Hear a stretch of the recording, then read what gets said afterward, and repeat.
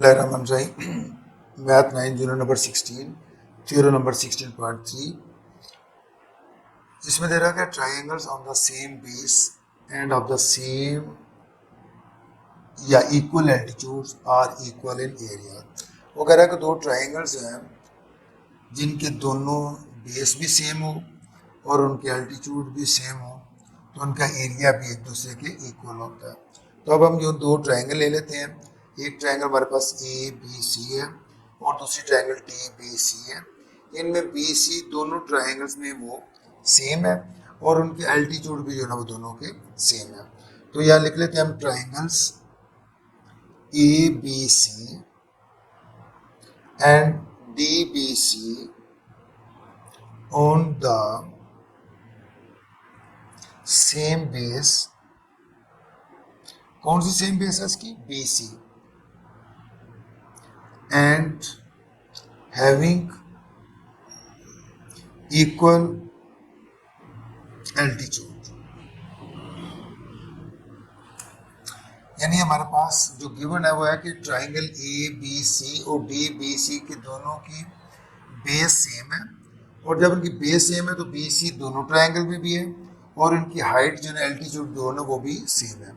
Prove आपने ये करना है, उसने कहा जी कि आर इक्वल इन एरिया। तो इसका मीन है कि area of triangle ABC equal to area of triangle DBC। ये हमने प्रूव करना है कि area of triangle ABC is equal to area of triangle DBC। Construction हम ये करते हैं कि जो CA है इसके पैरेलल, CA के पैरेलल हम एक लाइन ले लेते हैं BM, यानी CA के पैरेलल एक लाइन BM ले लेते हैं। ये CA के पैरेलल हमने BM लाइन जो है वो ड्रॉ की और CN जो है ना वो ये BD है, इसके आगे CN जो है ना वो लाइन हम ड्रॉ कर लेते हैं पैरेलल टू BD। तो CN, तो हमने BD के पैरेलल CN लाइन ली और AC के पैरेलल BM ले ली, then join A to D, join करते हैं हम A to D and produce A to M and N। यानी जो हमारे पास कंस्ट्रक्शन थी, कंस्ट्रक्शन में हमने ये किया कि BM हमने AC के पैरेलल लाइन ड्रॉ की, यानी ये हमारे पास AC था, इसके पैरेलल BM लिया और CN के पैरेलल हम लोगों ने BD लिया। तो यहाँ पे हम लिख लेते हैं draw BM parallel to CA and CN parallel to BD। फिर हमने करते हैं meeting A to D, meeting AD and produce in M और N। यानी हमने A को D से ज्वाइन किया और इसको प्रोड्यूस किया M तक और इधर से प्रोड्यूस किया N तक। तो ये तो हमारे पास हो गया given to prove and construction. अब हम इसकी स्टेटमेंट और रीजन लेते हैं। स्टेटमेंट और रीजन के लिए हम ये करते हैं कि हमारे पास दो ट्राइंगल था, पहले एक ट्राइंगल ABC लिया और ट्राइंगल DBC ली और उनमें हम देखते हैं कि उनके बेस और एल्टीट्यूड सेम थे। तो पिछले थ्योरम में हमने कहा था जिनकी बेस और एल्टीट्यूड सेम होंगे तो वो लाइन या वो पैरेललोग्राम होगी। तो अब हमारे पास है triangle ABC and triangle DBC are between same parallel से दोनों। क्यों? क्योंकि हमने कहा था कि एल्टीट्यूड जब एल्टीट्यूड्स जो होते हैं और बेस जब इक्वल हों तो वो लाइन जो होती है ना वो पैरेलल होती हैं।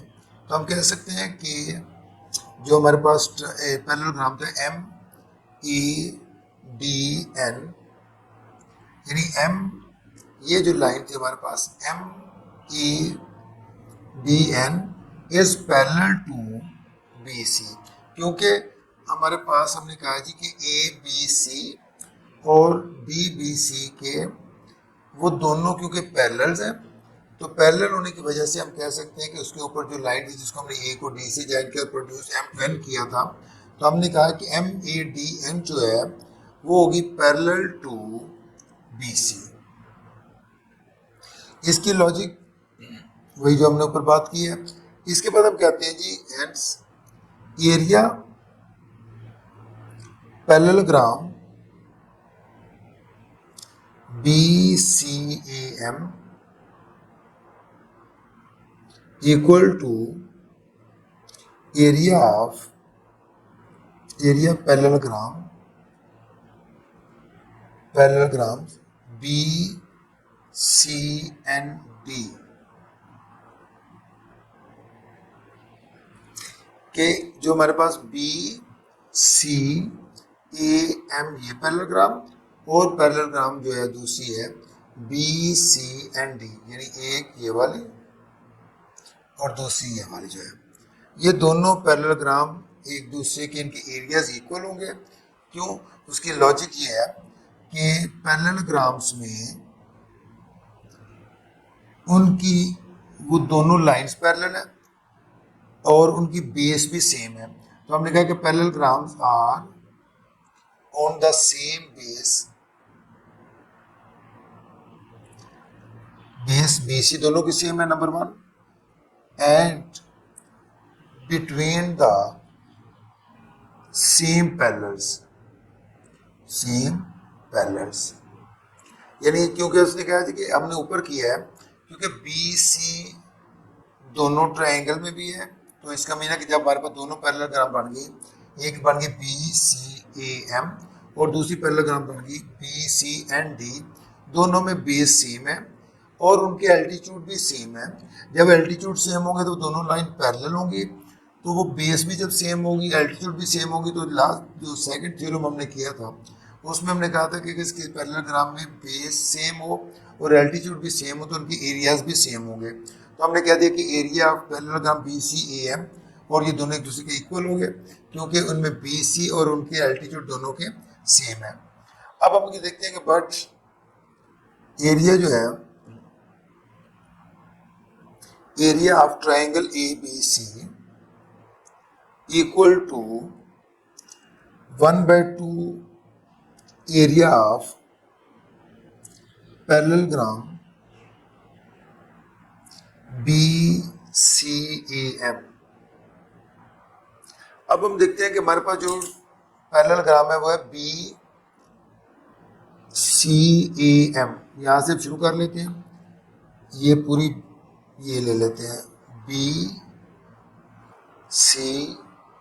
ये ट्रायंगल हम लोग पैरेललोग्राम ले लेते हैं, ये वाली इसका नाम है BCAM। अब BCAM के ऊपर ये जो एल्टीट्यूड है AB, तो इसका मतलब कि ये ट्रायंगल और ये ट्रायंगल दोनों हाफ हाफ है। इसका मतलब कि दोनों जो पैरेललोग्राम है, जो पैरेललोग्राम के अंदर दो ट्रायंगल्स हैं, तो एक ट्रायंगल पूरे पैरेललोग्राम का हाफ होगी। तो हम लिखते हैं कि area of ABC half parallelogram area of parallelogram BCAM। तो इसकी वजह हम लिखेंगे कि जो डायगोनल जो होते हैं ना वो bisect the parallelogram into two congruent triangles. तो हम लिख देते हैं हमने कि each diagonal of parallelograms bisect it into two congruent triangles, same as हम कह देते हैं कि area of triangle DBC equal to 1/2 area of parallelograms BCND। इसमें भी आप दूसरी ले लेंगे BCND, ये वाली जो है, इसमें भी दो ट्रायंगल, एक ट्रायंगल ये है और एक ट्रायंगल ये है। तो ये भी ट्रायंगल डी बी सी जो है ना उसका हाफ हो जाएगी, और इसकी लॉजिक भी यही होगी कि each diagonal of parallelogram bisect the two congruent triangles. अब जब ये दोनों ऊपर हमने कहा कि जो बी सी ए एम है और बी सी एन डी दोनों एक दूसरे के इक्वल है, तो हम कह सकते हैं कि hence area of triangle A B C equal होगा area of triangle D B C. तो इसको अगर हम क्वेश्चन नंबर 1 कह लेते हैं, इसको क्वेश्चन नंबर 2 कह लेते हैं 2 एंड इसको कर लेते हैं 3, तो हम लिख सकते हैं कि फ्रॉम क्वेश्चन नंबर 1, 2 एंड 3। ये आपका थ्योरम कंप्लीट हो गया। उम्मीद है कि आपको समझ आ गई होगी। अल्लाह हाफिज़।